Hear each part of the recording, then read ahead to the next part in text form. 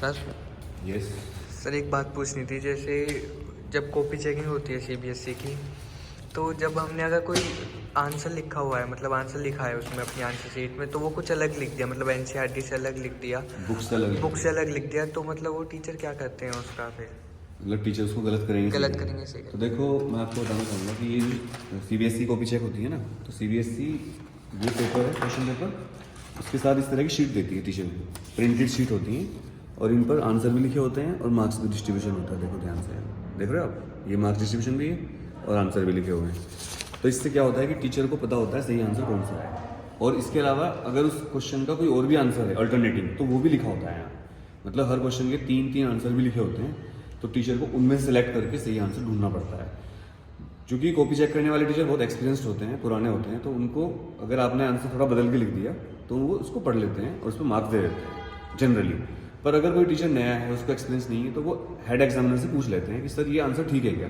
हर subject के H होते हैं, एच बोलते हैं उनको, और जो कॉपी चेकर होते हैं उनको ए बोलते हैं, असिस्टेंट एग्जामिनर। एच मतलब हेड एग्जामिनर। तो वो फिर उसके पास जाएंगे सब्जेक्ट एक्सपर्ट के, सर ये आंसर तो मुझे सही लग नहीं रहा सर, तो वो देखेगा अच्छा ये आंसर तो ठीक है, चलो इसको नंबर दे देते हैं।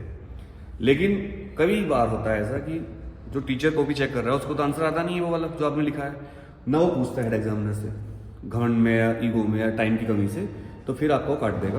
तो उस केस में सीबीएसई की एक फैसिलिटी है कि आपको अगर लगता है कि आपके नंबर कम आए हैं, तो आप कॉपी चेकिंग रीचेकिंग के लिए अप्लाई कर सकते हो, पर उसके पैसे लगते हैं और बहुत लंबी प्रोसेस है वो। तो इसलिए सीबीएसई बहुत एक्सपीरियंस टीचर को ही भेजती है।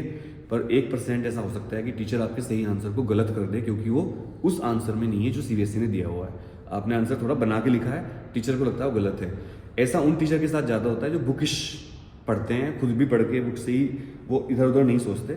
इसको बोलते हैं आउट ऑफ बॉक्स थिंकिंग। अब देखो इधर दिखाओ, ये देखो ये सारे आंसर लिखे हुए हैं, नहीं ऐसे ही रखो कैमरे को एक साइड, ऐसे ऐसे घुमाओ मत। ये देखो आंसर लिखे हुए हैं सारे, ये मार्क्स लिखे हुए हैं सारे, ये देखो ये आंसर लिखे हुए हैं, कितने एक क्वेश्चन की 3-4 आंसर लिख रखे हैं, ये लिखे हुए हैं। बट कई बार ऐसा होता है कि इसके बाहर भी आंसर होता है, मतलब सीबीएसई ने जो आंसर दिए हैं उसमें आंसर है ही नहीं आपका, और वो आंसर ठीक है, तब गड़बड़ हो सकती है। बट ये 1% ही होता है। बट आप डरिए मत, एच होते हैं, उसके ऊपर भी सुपरिटेंडेंट होते हैं। कई बार कॉपी चेक होती है, एक कॉपी 3 बार चेक होती है जब कोई बच्चा फेल होने वाला होता है या वो टॉपर होता है। तो जो बच्चे फुल मार्क्स लाते हैं वो, और जो फेल होने वाले होते हैं उनकी कॉपी कई बार चेक होती है।